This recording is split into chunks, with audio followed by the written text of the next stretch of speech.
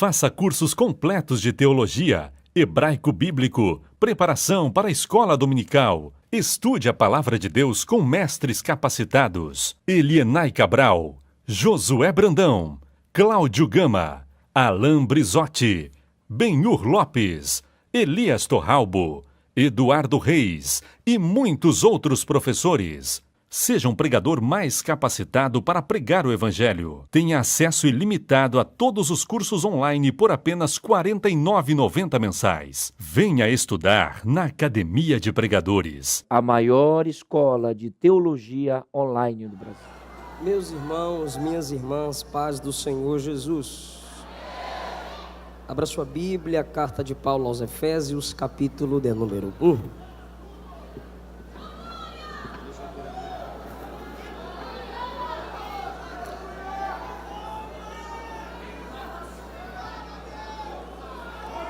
Carta de Paulo aos Efésios, capítulo de número 1.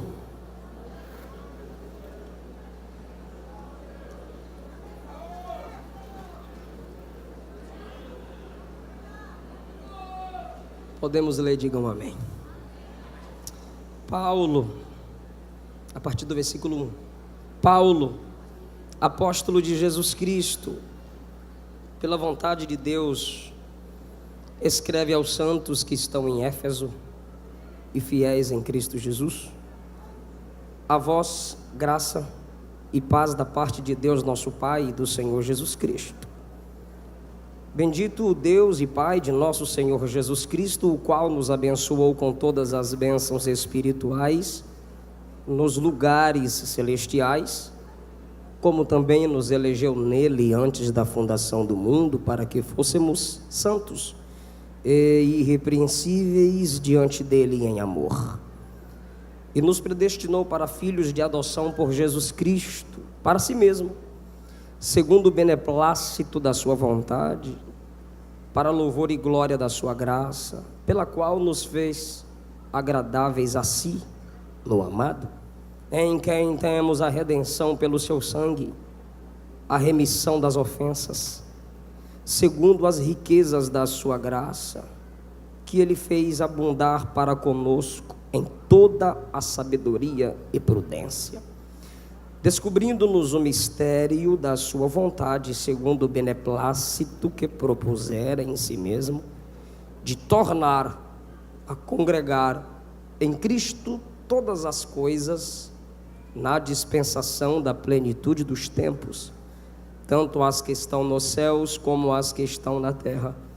Nele, digo, em quem também fomos feitos herança, havendo sido predestinados conforme o propósito daquele que faz todas as coisas, segundo o conselho da sua vontade, com o fim de sermos para louvor da sua glória, nós os que primeiro esperamos em Cristo, em quem também vós estais, quando? Depois que ouvistes a palavra da verdade, o evangelho da vossa salvação, e tendo nele também crido, fostes selados com o Espírito Santo da promessa, o qual é o penhor da nossa herança, para a redenção da possessão adquirida, para louvor da sua glória. Quem não leu Bíblia hoje pagou a dívida agora, né, irmãos? Os que podem, tomem os vossos assentos. Minha gratidão ao Senhor, minha gratidão à memória, à história, pastor Cezino. Minha gratidão ao Senhor pela vida do pastor Reuel.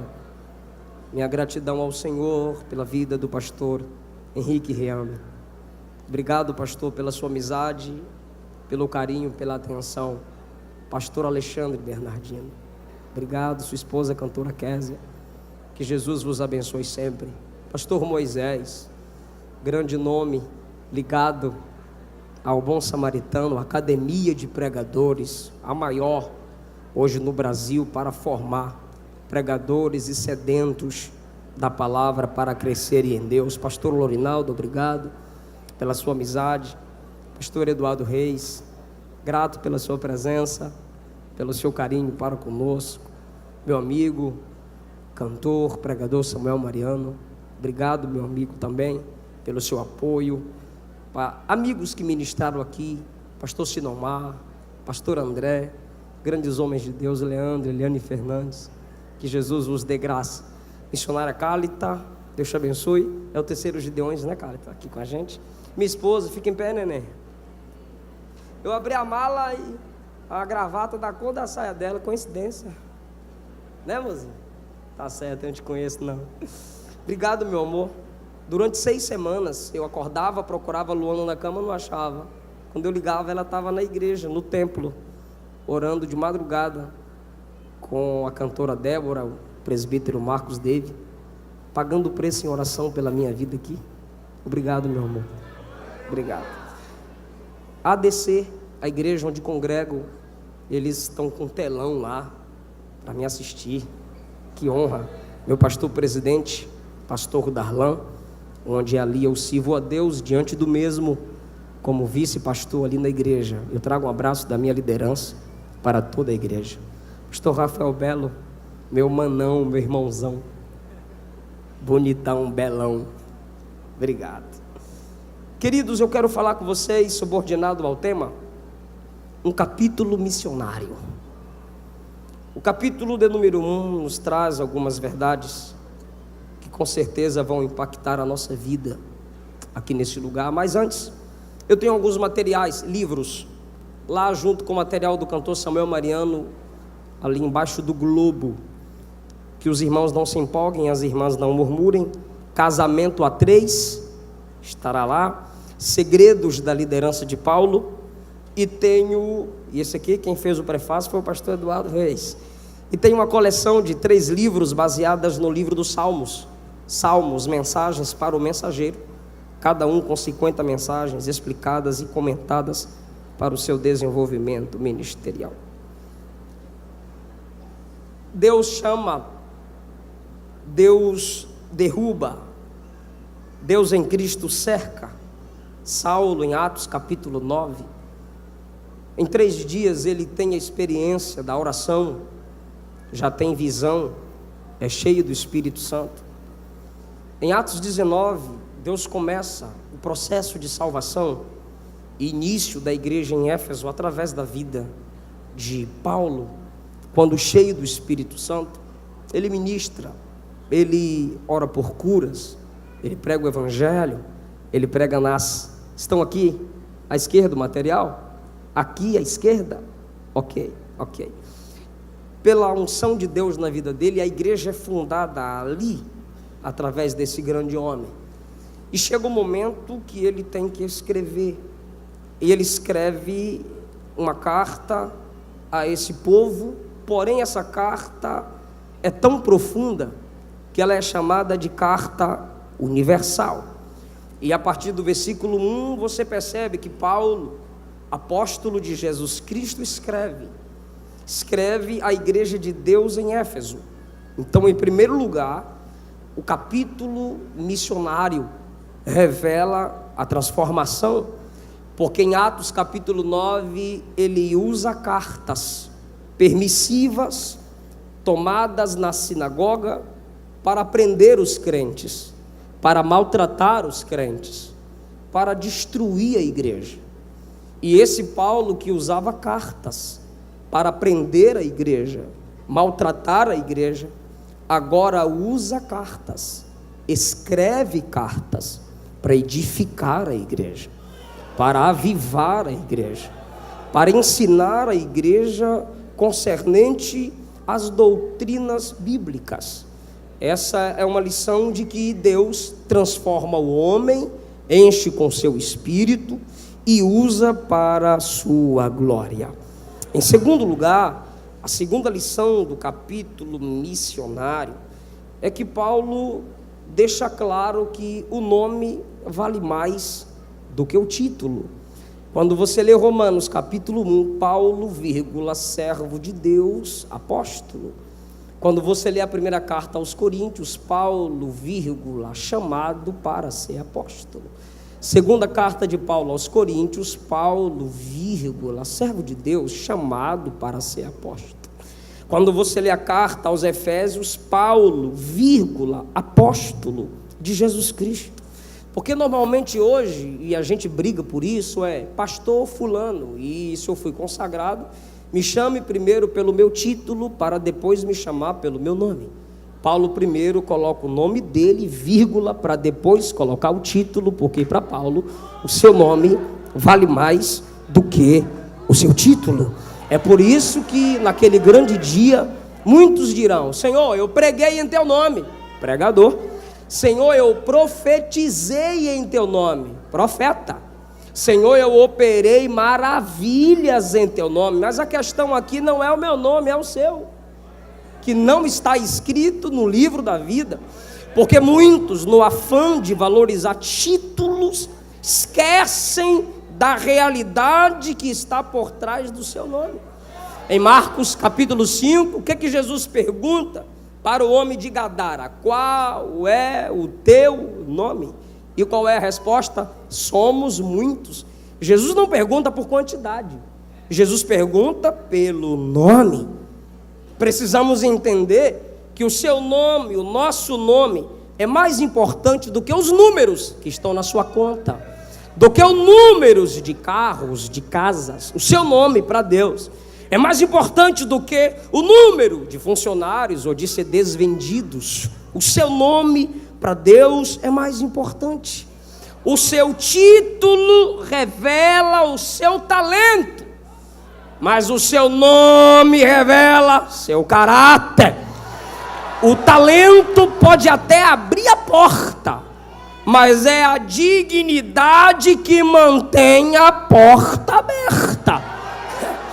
Você precisa cuidar do seu nome. Para isso, você precisa valorizar o seu caráter. Não esqueça, nome é mais que função. Função é mais que título. Então tenha um bom nome, cumpra a sua função, depois pensa no título.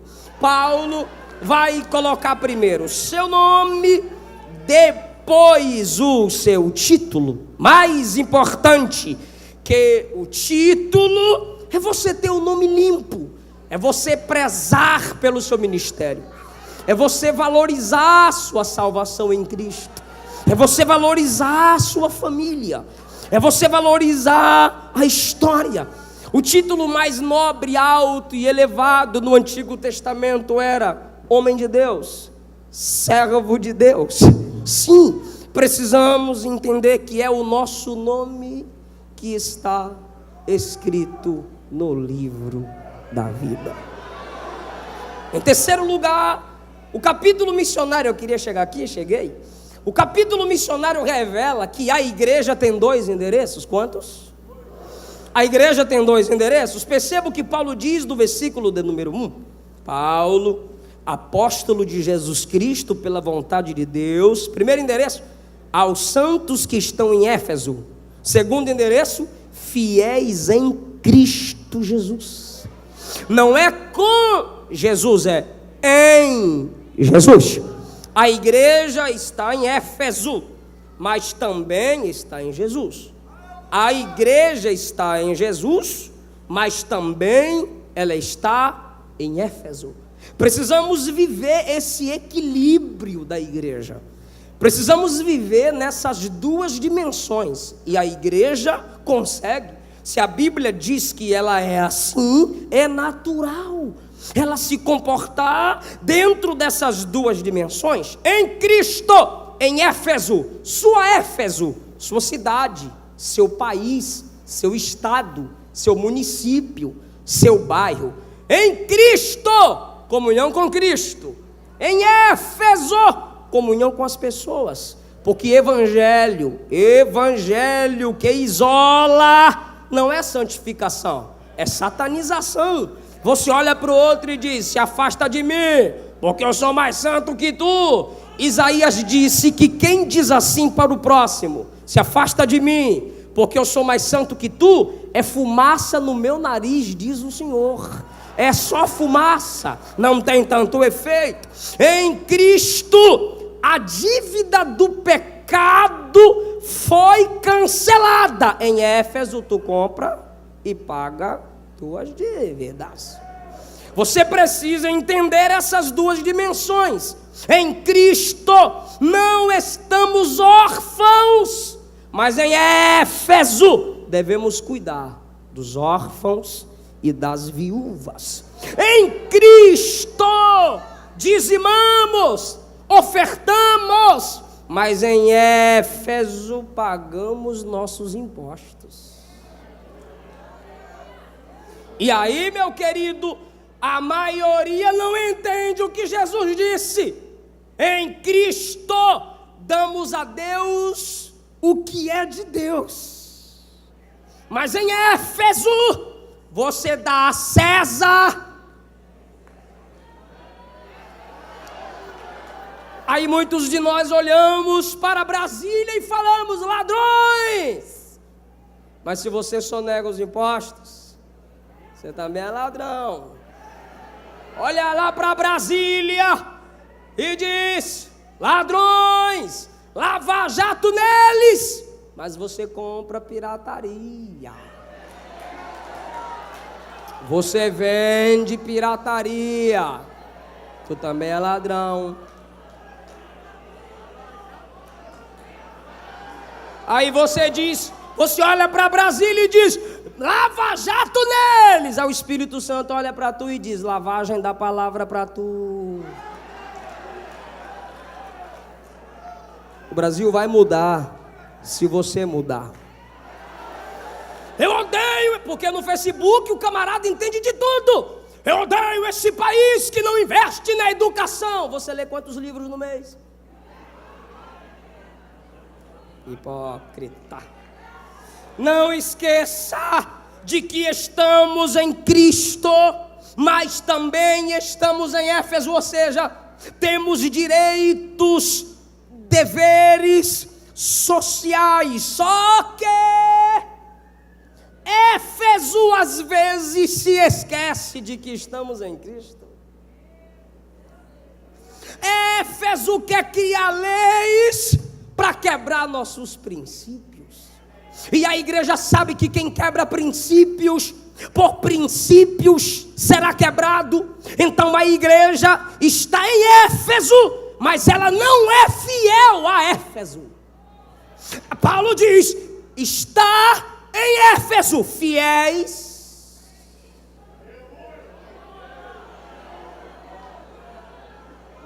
Onde eu quero chegar? Voa não, fica comigo. Eu anotei aqui. Já tem lugares que querem excluir a religião do governo e da política. Crenças religiosas nunca devem ser mencionadas em atividades governamentais ou prédios públicos. Jamais a religião deve ter qualquer papel no processo de tomada de decisão, na política ou no governo. Vem pra cá, a gente sabe do nosso dever, mas também dos nossos direitos. Já estão se opondo às orações no início de reunião na Câmara de Deputados, vereadores.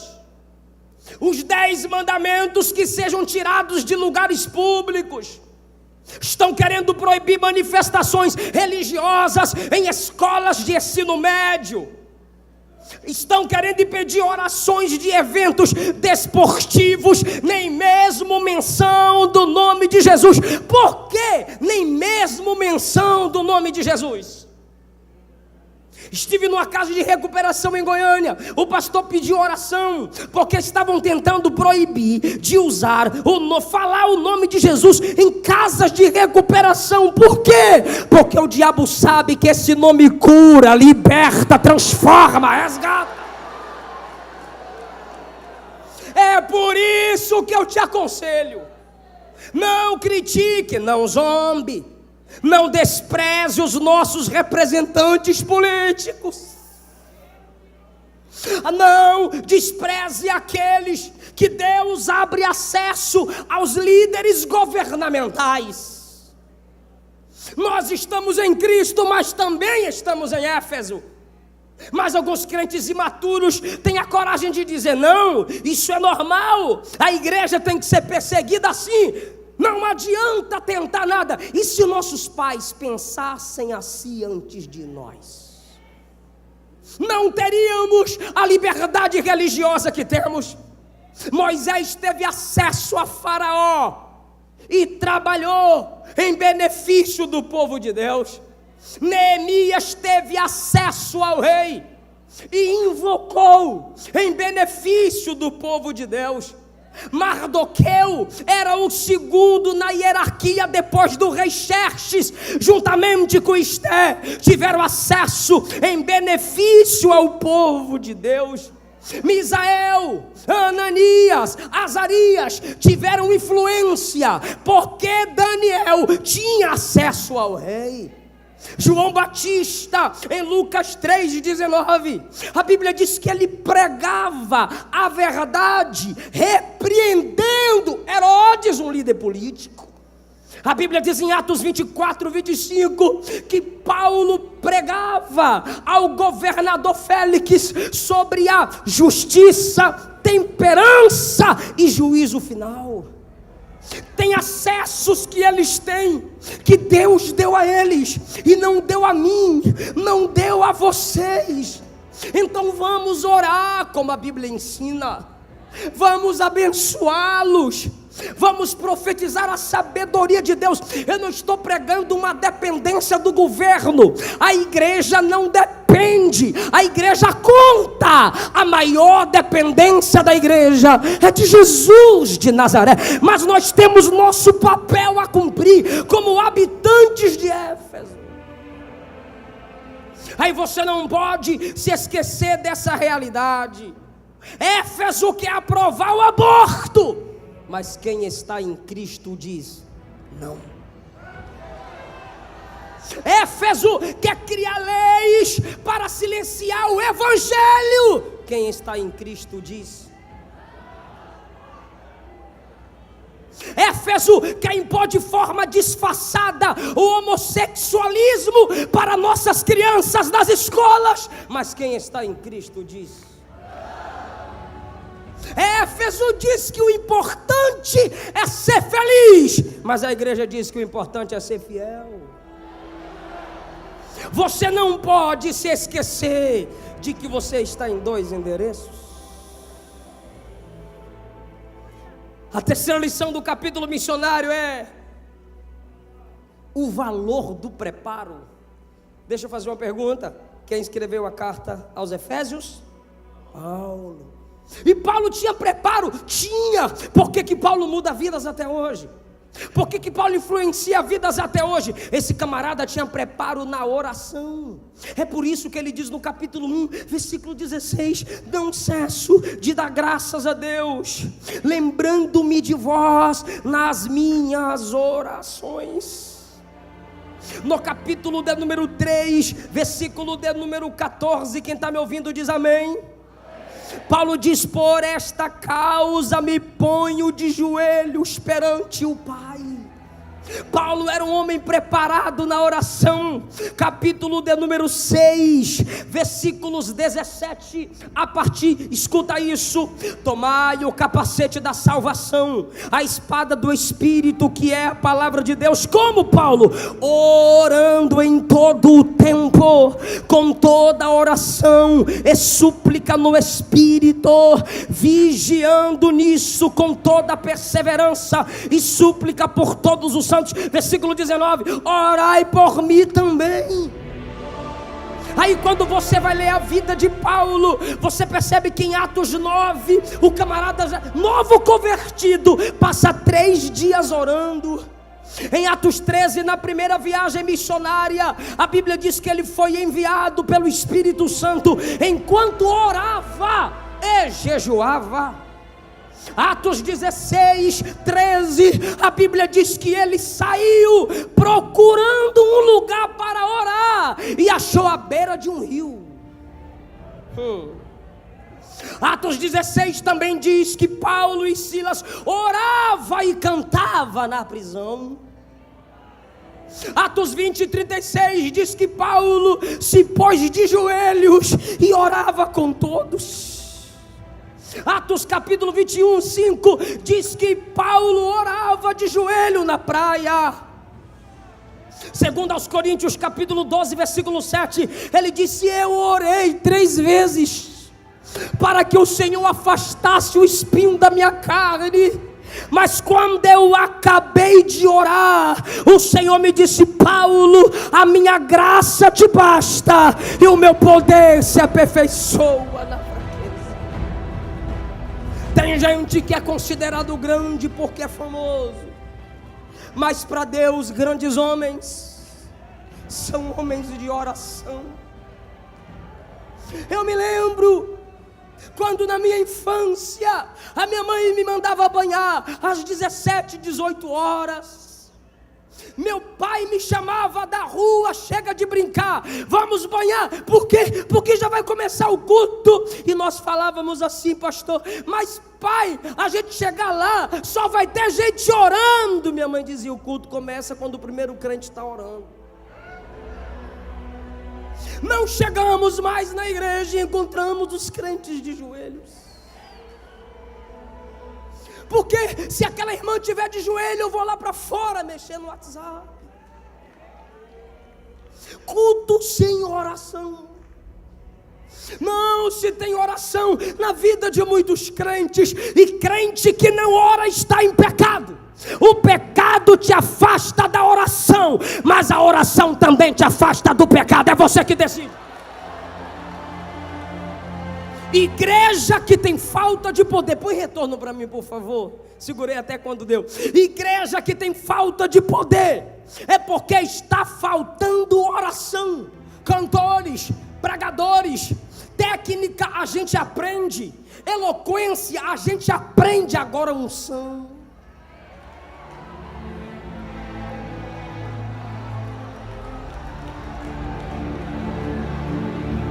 O chão é só no joelho. Precisamos voltar a orar. Eu assistindo a pregação de um pregador, eu assisto os outros pregar também no YouTube. Eu coloquei lá, vou ver esse cara vai pregar. E ele disse assim: eu perguntei ao meu professor do seminário: quantas horas o senhor ora? O professor resistiu. Eu perguntei 4 vezes. Na 5ª vez ele respondeu 4 horas antes de sair de casa. Ah, para de graça. Aí ele olhou para a igreja para a qual ele pregava e disse: não precisa isso tudo, ora 15 minutos.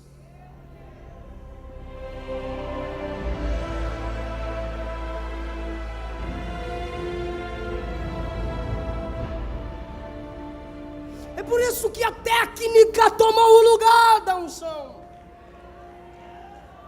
Pregação sem unção não é pregação, é invenção. Louvor sem unção não é adoração, é invenção. Tem gente que não entende quando eu uso essa expressão, mas eu vou repetir: se você não ora, você não presta para ser crente.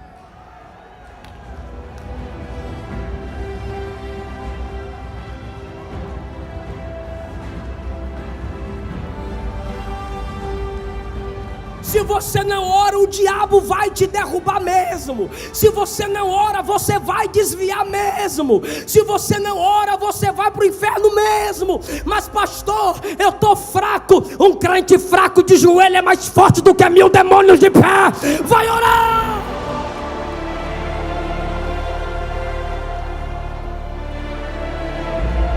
Vai orar!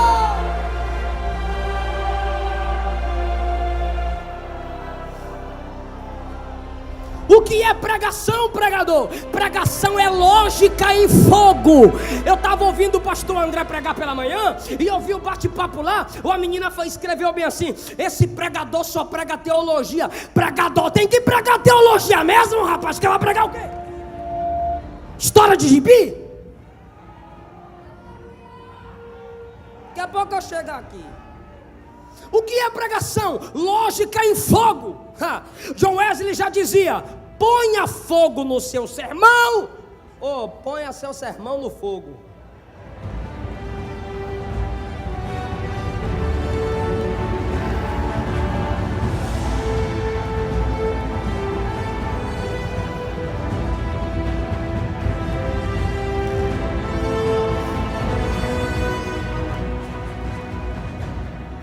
Paulo tinha preparo na...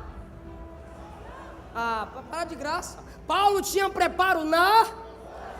Em segundo lugar, Paulo tinha preparo na palavra.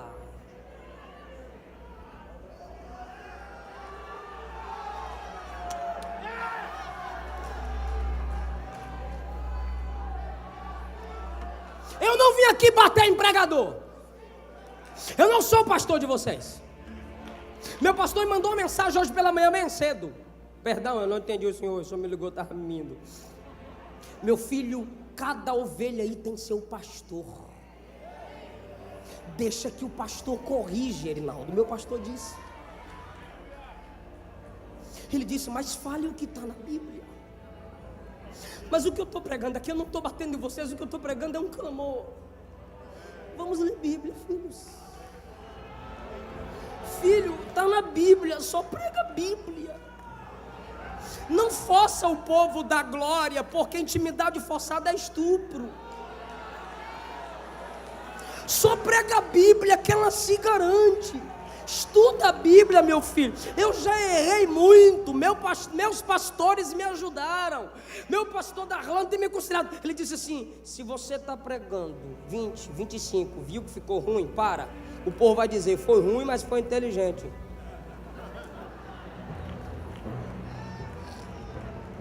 Mas pastor, eu quero ser pregador. Então bora aprender com Paulo. Ainda tem uns camaradas que sobem no púlpito para criticar a teologia. Tem gente que sobe no púlpito para criticar a leitura. Meu Deus do céu, onde é que a gente vai chegar? Atos capítulo 9, versículo 20, Paulo pregava a palavra. Versículo 22 diz que Paulo provava que Cristo era o Cristo. Atos capítulo 13 diz que Paulo estava entre os mestres e os profetas. Paulo tinha no seu tempo o que chamamos hoje de cultura ocidental. Repete. O que é cultura ocidental? Uma mistura entre a tradição judaica, a civilização romana e a filosofia grega. O camarada tinha dentro dele a cultura judaica, a civilização romana e a filosofia grega. Será que o cabra era preparado? Em Atos 13 ele chegou na sinagoga em Antioquia e debatia com os camaradas. Todo mundo ficou calado. Quando ele acabou de pregar, os que o ouviram pregar disseram assim: no sábado que vem prega essa mesma mensagem para nós.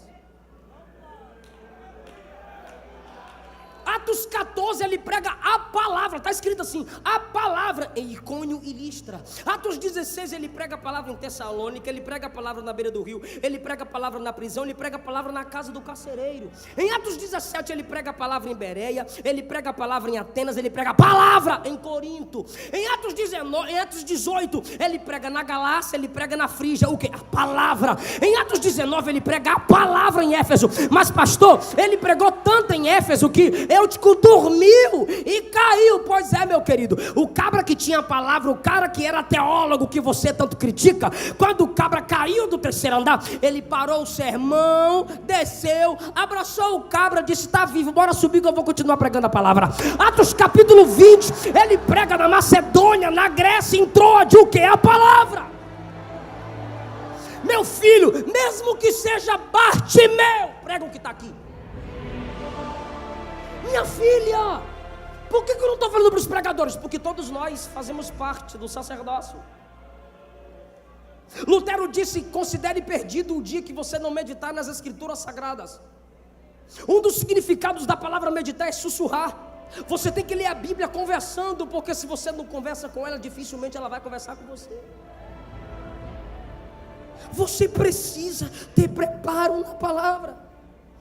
Eu sei que Gideões é valorizado por muitos, milhares e milhares de pregadores. Então, por favor, deixa eu te ajudar. Pregador é um estudante que jamais se forma. Querido de Deus, se você não semeia no estudo, você não vai colher no púlpito. Se você não semeia no quarto fechado, eu semeei muitas vezes no banheiro, lá na Bahia, no bairro Nossa Senhora da Vitória, o banheiro do lado de fora. Meu pai queria dormir e gritava: apaga a luz. Eu ia para o banheiro, ler a Bíblia no banheiro, porque aquilo que você planta de joelho, você vai colher na tribuna. A mensagem que te custa pouco vai ter pouco valor para quem te ouve.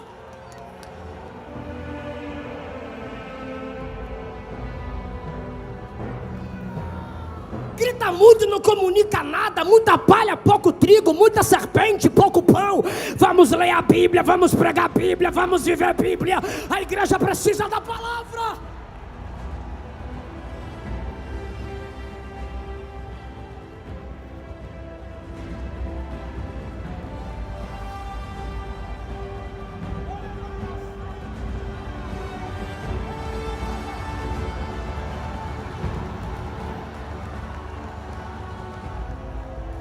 pode mandar o povo fechar a Bíblia quando você for pregar.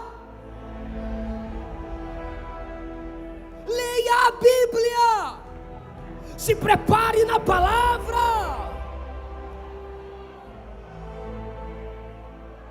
Se prepare na palavra.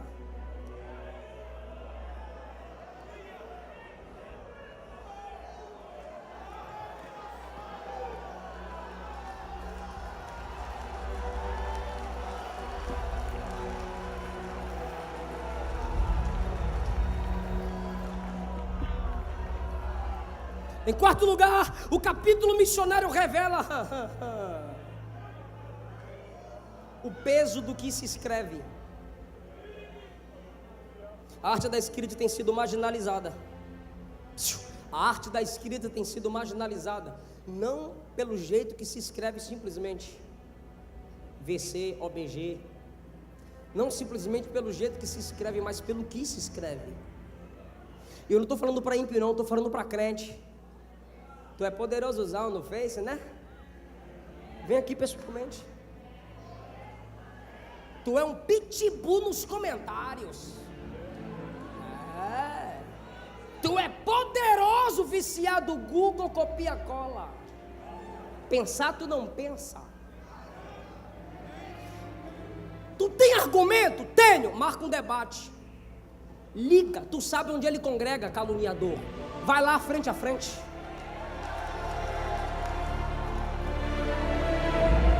Não entende de política, mas quer criticar. Nunca fez um curso básico de teologia, quer criticar pregador. Leu apenas umas frases de Calvino, já quer criticar a Assembleia de Deus.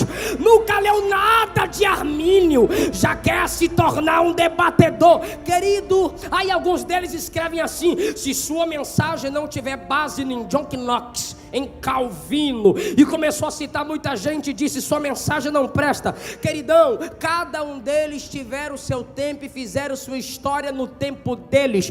Passado é referência, não é direção. Direção não é qualquer um desses homens, pois eles passaram. Direção para nós é o Cristo, que foi o mesmo ontem, hoje e será eternamente. Ele continua na história.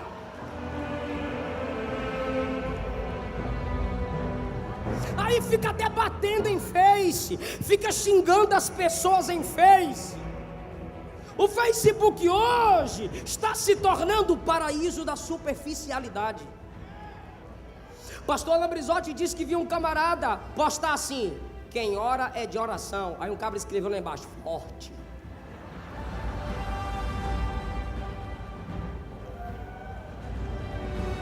Pastor Eliel Gabi disse assim: quer ser um teólogo? Eu aprendi isso aqui na Academia dos Pregadores. Quer ser um teólogo? Comece escrevendo e postando os seus estudos bíblicos. Influencie quem te segue. Coloca lá a revelação que Deus te deu. Posta lá seu testemunho. E de que Paulo escreve? Isso aqui é para quem gosta de Bíblia. De que Paulo escreve? Ele diz assim, ó, versículo de número 22. Igreja, o que é isso? Eclesiologia. Paulo escreve sobre a igreja. Versículo 2 e 3, ele fala sobre Deus Pai, Deus Filho. O que é isso? Tem ontologia, um estudo sobre um ser chamado Deus. Cristologia, estudo sobre a pessoa de Cristo. Olha o que Paulo escreve. Se fosse hoje, Paulo digitaria. Depois ele diz assim: ele nos elegeu, ele nos predestinou. Isso aqui é plural, é a igreja é predestinada ao céu. Tu vive na prática do pecado, predestinado ao inferno. Recebe Jesus como seu único Senhor e Salvador. Aí você entra debaixo da bênção que a igreja tem, predestinada ao céu. O que é isso que Paulo está escrevendo? Soteriologia, a doutrina da salvação. Ele diz: todas as coisas vão convergir em Cristo na plenitude dos tempos. O que Paulo escreveu? Escatologia. Ele diz: o Espírito Santo é selo e garantia. O que Paulo escreveu? Pneumatologia. A doutrina do Espírito Santo vai escrever o que edifica, meu filho.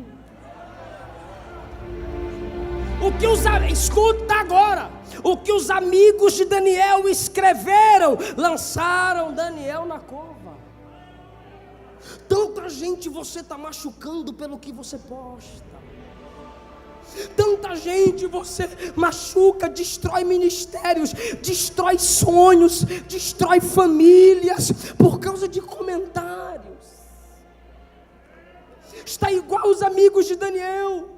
O que escreveram, lançaram ele na cova. O que Sinaqueribe escreveu, deixou Ezequias temeroso. Aí vem Jesus, escreve na areia.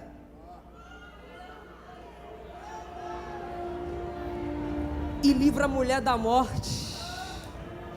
E a nossa geração, com toda a tecnologia, é diferente de Jesus, porque Jesus escreve na areia, gera liberdade, vida e perdão. A gente tem toda a tecnologia, e o que escrevemos são as próprias pedradas.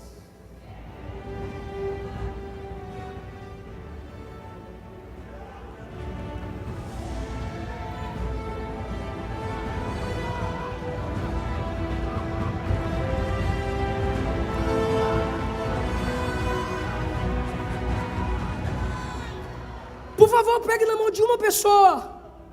Levante a mão de uma pessoa. Diga: Provérbios 3. Está escrito: amarra a sabedoria nos teus dedos.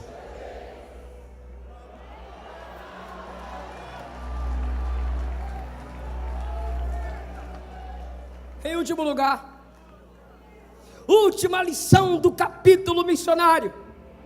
Paulo, esse capítulo revela as bênçãos da igreja. Paulo louva ao Pai que elege, ao Filho que redime, porque não há salvação fora de Jesus. Paulo louva ao Pai que elege, ao Filho que redime e ao Espírito Santo que sela. Só que eu disse, escuta, Paulo diz assim: ele nos selou com o Espírito Santo da promessa. Ele nos selou com o Espírito Santo. Eu queria ouvir vocês, que isso é muito chique. 1, 2, 3. Ele nos selou com o Espírito Santo. Bem melhor. 1, 2, 3. Ele nos selou com o Espírito Santo da promessa. A Bíblia fala de selo. A Bíblia fala de selo. Gênesis 39. Judá se casa, nasce o primeiro filho, nasce o segundo filho, o terceiro filho, e ele pega o filho primogênito e dá como esposa Tamar. E aí ele é mau aos olhos do Senhor. Escuta, estou encerrando. Deus mata. Ele pega o segundo filho e diz: é lei, casa com ela, para ter a semente, manter a história da nossa família. Esse segundo filho olha para Tamar e diz assim: olha, eu me casei com você, mas eu sei que a descendência não será minha. Jogava o sêmen no chão, semente de onde viria o Messias. Deus o matou. Ele disse assim: eu vou te dar o terceiro filho, espera ele crescer. Judá olhou para a viúva e disse: espera ele crescer, e aí eu te darei como seu marido. O rapaz não é dado a ela, ela quer engravidar, ela quer um filho. Quando ela soube que Judá passava por certo lugar, alguém falou a ela. Ela chegou e tirou a roupa da viuvez e ficou num caminho perto dele. Ele havia acabado de perder a esposa. Deus matou 2 filhos. O terceiro filho não foi entregue à moça para continuar a história da família. A esposa dele, chamada sua, morreu. E agora ele, na sua viuvez, está passando, e ela fica no caminho junto a ele. Ele passou, a desejou e disse: tu se deita comigo, Tamar? Ela disse: eu claro que me deito.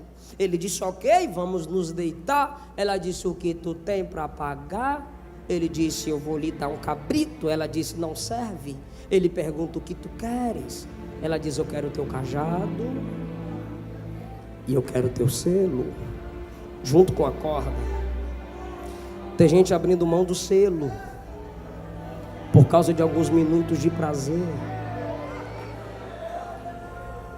E eu vou mandar um cabrito do rebanho. Sacrifica o rebanho a seu bel prazer. Ela disse: me dá o selo, é garantia de que tu não vais me deixar sem nada. Ele disse: toma aqui o selo, símbolo da autoridade tribal, toma aqui o meu cajado. Se deitaram, ela engravidou. Ele chegou em casa e disse: leva o cabrito e vai buscar meu selo, meu amigo. O amigo disse: eu vou lá buscar teu selo. Quando chega lá, ele pergunta: tinha uma prostituta por aqui? Nunca houve prostituta aqui. Ela não é prostituta só porque ele a viu como prostituta, porque não são seus olhos que definem as pessoas. Nunca teve prostituta aqui. Voltou e disse: disseram que nunca teve prostituta lá. Ela volta para casa, 3 meses depois, ela está buchudinha. Chegaram para ajudar e disseram: Tamar está grávida, Tamar adulterou, Tamar não cumpriu o tempo da viuvez, Tamar não foi fiel. Judá, o hipócrita, se levanta e diz: traz ela, coloca perto da madeira e vamos queimá-la. Por quê? Porque ela é mentirosa. Judá, ela é mentirosa, ela pecou, ela não cumpriu o acordo, sendo que era ele. Quando ele diz: vamos matá-la, ela puxa o cajado e diz: de quem é isso? É meu. De quem é o selo? É meu. O filho também é teu.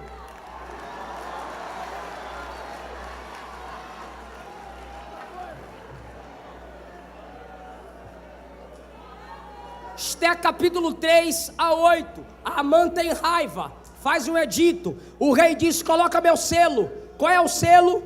Tá o decreto: mata todo o povo. Esté entra, intercede, quebra o selo, o povo não morre, Amã é enforcado. Acabou.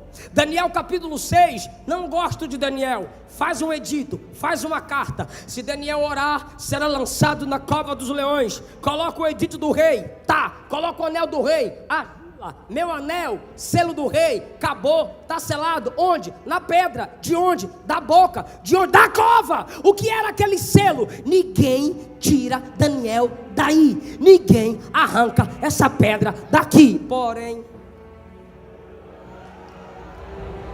no outro dia pela manhã, o rei vai até a cova e grita: Daniel, dá-se o caso de que teu Deus, a quem tu continuamente serves, tenha podido te livrar do poder dos leões? Daniel grita: viva, ó rei, o meu Deus enviou o seu anjo, fechou a boca dos leões. O rei deu a ordem: tira a pedra, rompe o selo, arranca Daniel de lá. Vem comigo, fica comigo. Mateus capítulo 27, últimos versículos. Procuraram a autoridade maior e disseram: se esse homem que a gente crucificou, matou, ressuscitar, vai ser pior. O que vocês me aconselham a fazer? Pega uma pedra, coloca na porta do túmulo, pega teu anel, coloca argila e mete o selo. Esse selo quer dizer: ninguém remove essa pedra.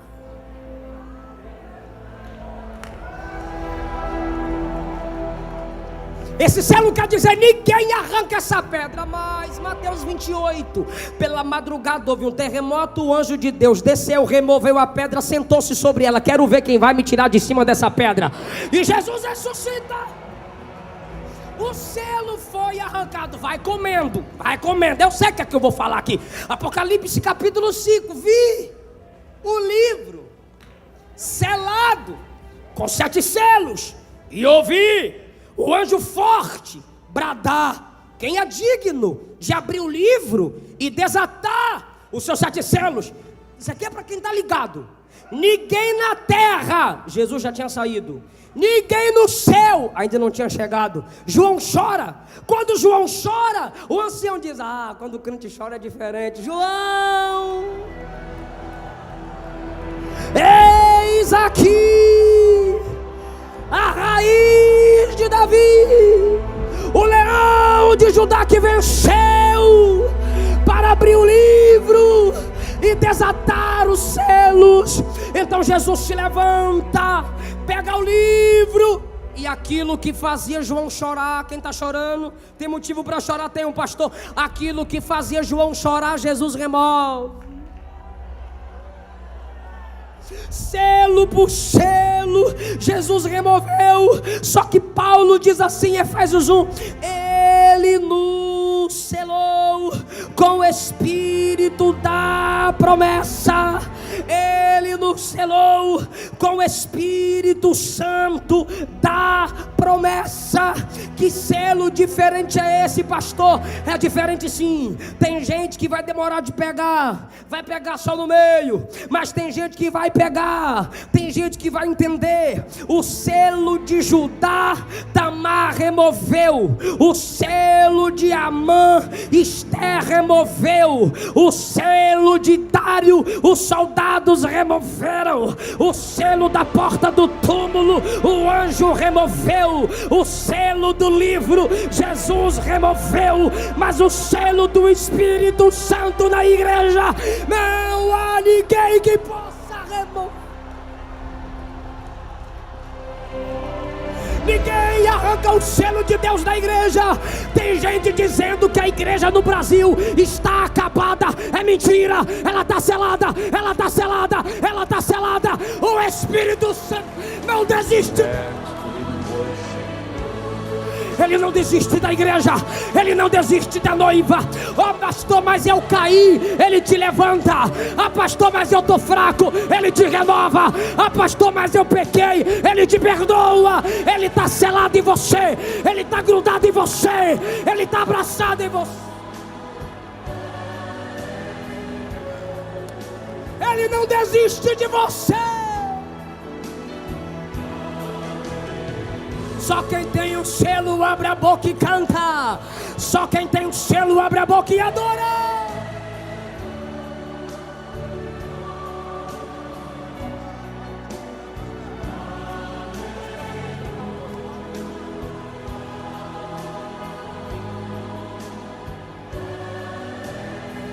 Para o fundo deixou vir só a igreja selada a adorar.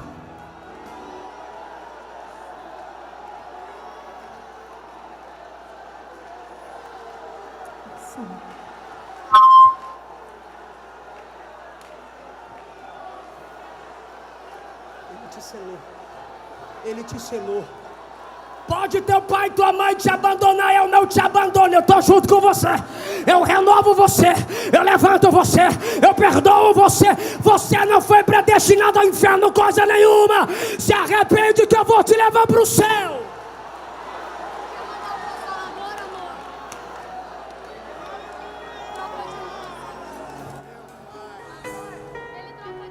Bora, amor. Diga: eu sou adorador. Me ajuda, eu sou adorador. Escute. Sei, eu já entendi. O quê? O que Deus procura em mim. É o quê? Não é adoração, não é. Coisas não podem me atrair. O que Deus procura? O que Deus procura em mim. É o quê, amor? Um verdadeiro adorador. É a sua voz? Não é a minha voz. São as suas orações? Não são as orações. É o seu cantar? Não é o meu cantar. As canções? Muito menos as canções. É o seu falar? Não é o meu falar, não é. Playback, é o seu louvor? Nem o meu louvor. O que é que Deus procura? Deus não procura adoração, eu sei. Na boca, canta. Deus procura adorador. Deus não procura talentos. Deus não procura cantores. O que Deus quer achar em nós é adoradores. Deus não procura talentos. Deus não procura cantores. Ele escolheu você. O que Deus quer achar em nós é adoradores.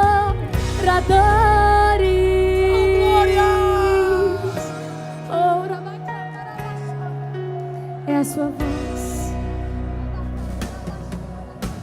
Não é a minha voz. E as orações. Não são as orações. Não é o meu cantar.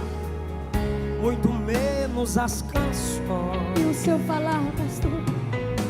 Não é o meu falar. E o seu pregar. Nem o meu Deus não procura só adoração. Deus procura adorador. Deus não procura talentos. Deus não procura cantores. O que Deus quer achar em nós é adoradores. Adorador preparado. Deus não procura talentos. Deus não procura cantores. Não. O que Deus quer? O que Deus quer achar em nós é adoradores. Levante as tuas mãos para declarar o que você é. Cante assim, ó. Adorador. Você pode declarar o que você é nessa noite. Adorador, vai. Que coisa linda é um povo selado. Adorador. É tudo que eu sou. Adorador.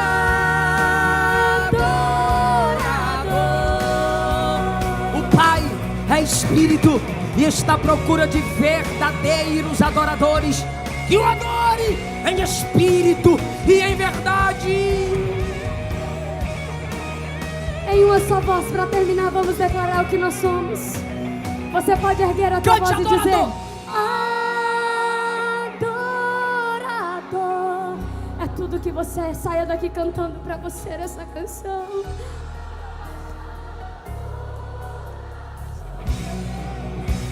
Com as mãos estendidas. Adorador. É tudo que eu sou.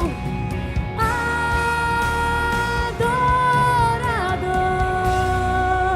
É tudo que eu sou. Glória a Deus. Você que não é evangélico, você que está afastado do evangelho, fica aí. Jesus quer te salvar hoje.